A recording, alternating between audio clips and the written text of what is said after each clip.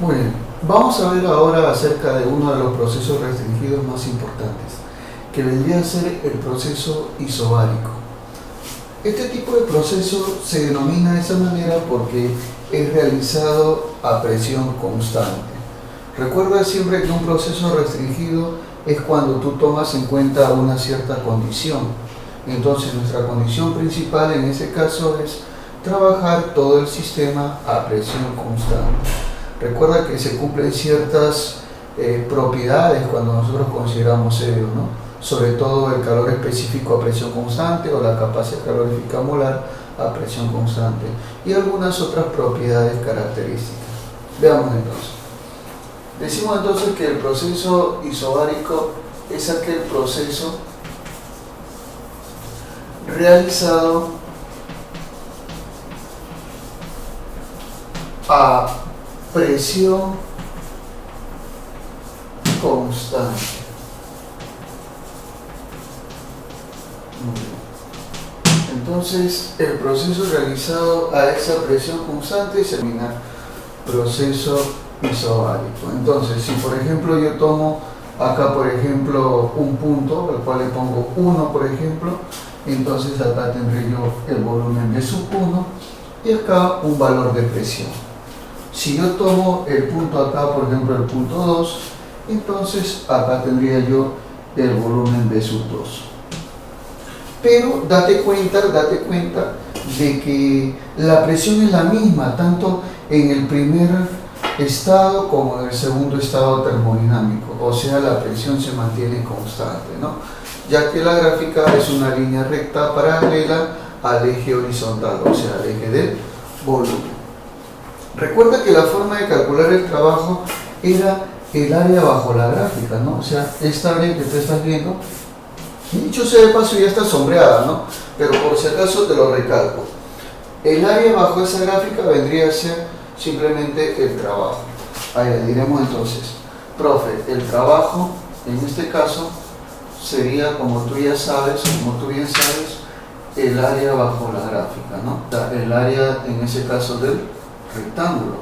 Pero, profe, el área del rectángulo sería, en otras palabras, base por altura, ¿no? Ah, claro.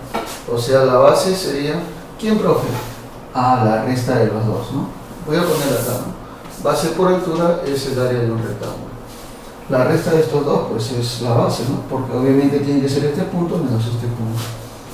O sea, B sub 2 menos B sub 1. Y eso lo multiplicamos por la altura, que vendría a ser la presión. Ah, ya. O sea, en otras palabras, el trabajo desarrollado en este proceso sería la presión multiplicado por ¿quién, profe? Claro, por la variación del volumen, tal y como lo puedes observar ahí. O sea, esta sería la forma de poder expresar, ojo, expresar el trabajo en un proceso isobárico, por si acaso. Así es como nosotros vamos a poder calcular el trabajo en cualquier proceso isobárico. Muy bien. Ahora, acuérdate también que en este tipo de casos también se cumple la ley de Charles. ¿Cómo es eso, profe? ¿Cómo es la ley de Charles? Me preguntarás. Bueno, en el cual nos dice que si la presión se mantiene constante, caballeros, se cumple que la relación entre el volumen y la temperatura son directamente proporcionales. O sea que el volumen en el primer estado sobre la temperatura en el primer estado es igual al volumen en el segundo estado sobre la temperatura en el segundo estado. Porque, ¿sabes qué ocurre? Acá en este tipo de proceso yo te dije que la presión se mantenía constante, pero no la temperatura obviamente está cambiando.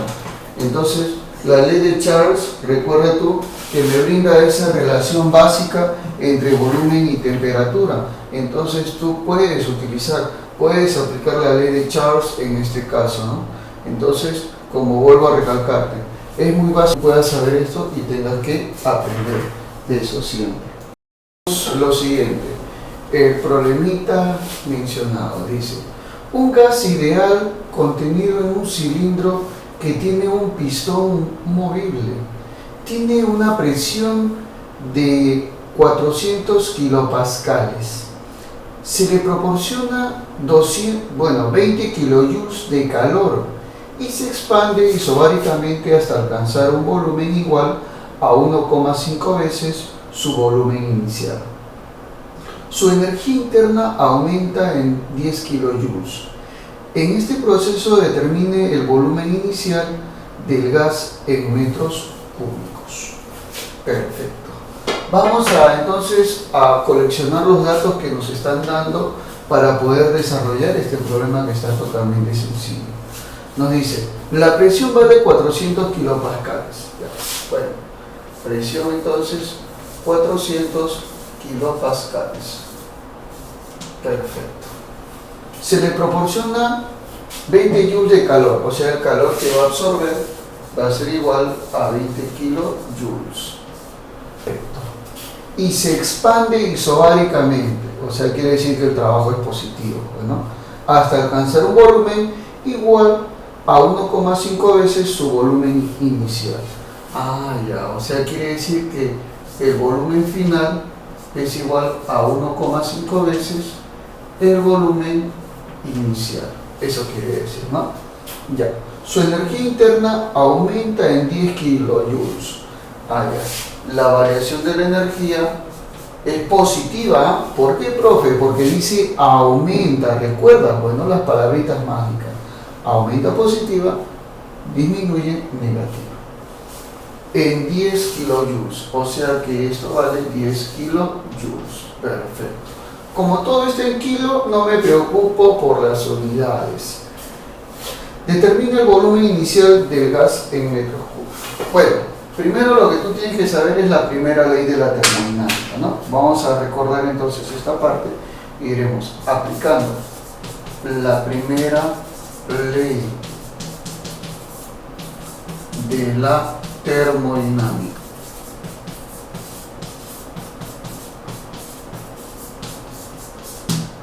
Bueno, aplicando eso, que es la primera ley de la termodinámica, nosotros tomaremos en cuenta lo siguiente, que el calor entregado al sistema es igual al trabajo desarrollado por el mismo más la variación de la energía interna. Muy bien. Ahora, el calor que se le da al sistema vale 20 kilojoules. Perfecto.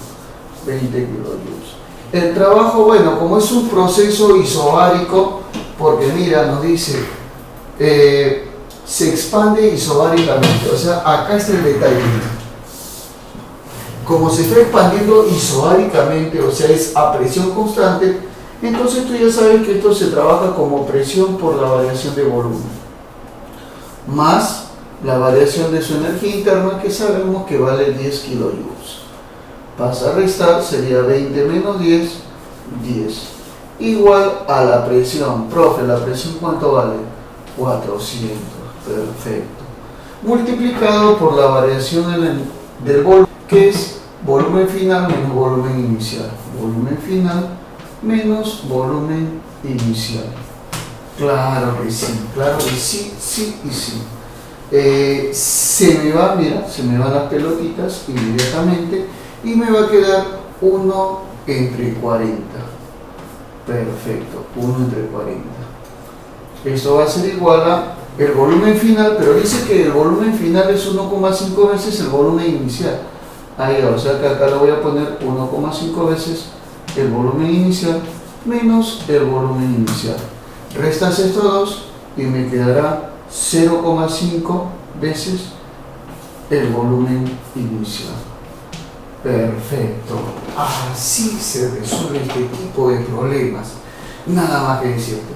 1 entre 40. ¿Cuánto es 1 entre 40? Bueno, eso sale 0,025.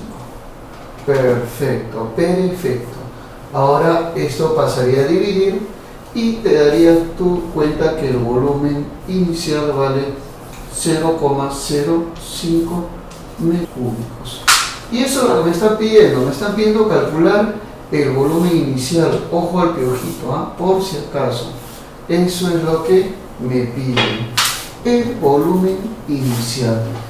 Ah, ya, o sea que la respuesta es la I de enanito, por si acaso. Así de recontra fácil y sencillo es esto de acá. ¿Te diste cuenta, señor? Al toque salió ese problema.